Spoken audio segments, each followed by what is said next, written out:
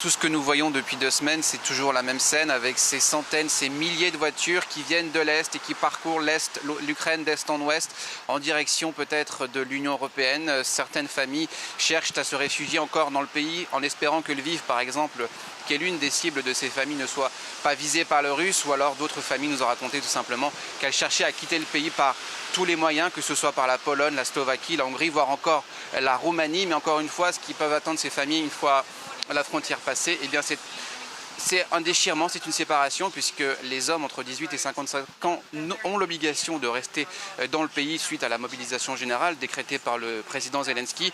Et donc une fois que ces familles sont arrivées à la frontière, une seconde épreuve les attend après des jours et des jours de traversée, c'est la séparation. Et on a déjà pu le constater.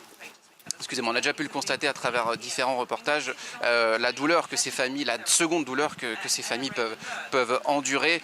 Des familles qui ont tout quitté précipitamment suite au bombardement de leur ville ou de leur région et qui ne savent pas si un jour elles pourront retrouver leur maison.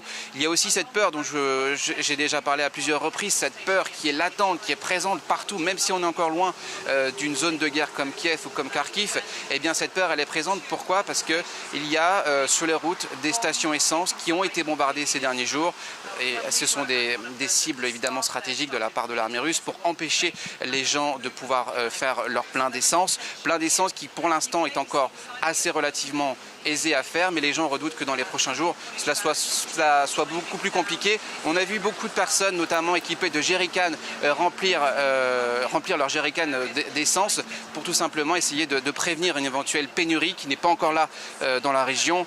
Il y a cette peur, il y a aussi les sirènes qui retentissent à chaque étape que nous faisons, des sirènes qui retentissent le jour, le midi, le soir. Hier encore, il était environ 22 h lorsque la sirène de Vinitsa, les sirènes ont retenti.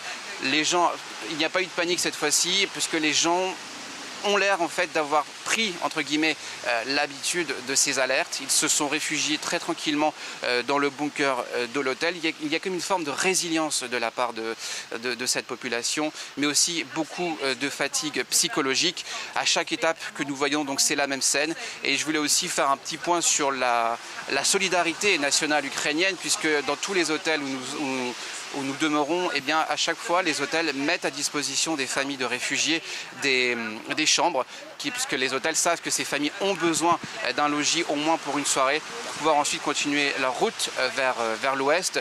À l'heure actuelle, on parle de plus d'1,5 million de déplacés dans tout le pays et déjà plus de 650 000 ont quitté l'Ukraine.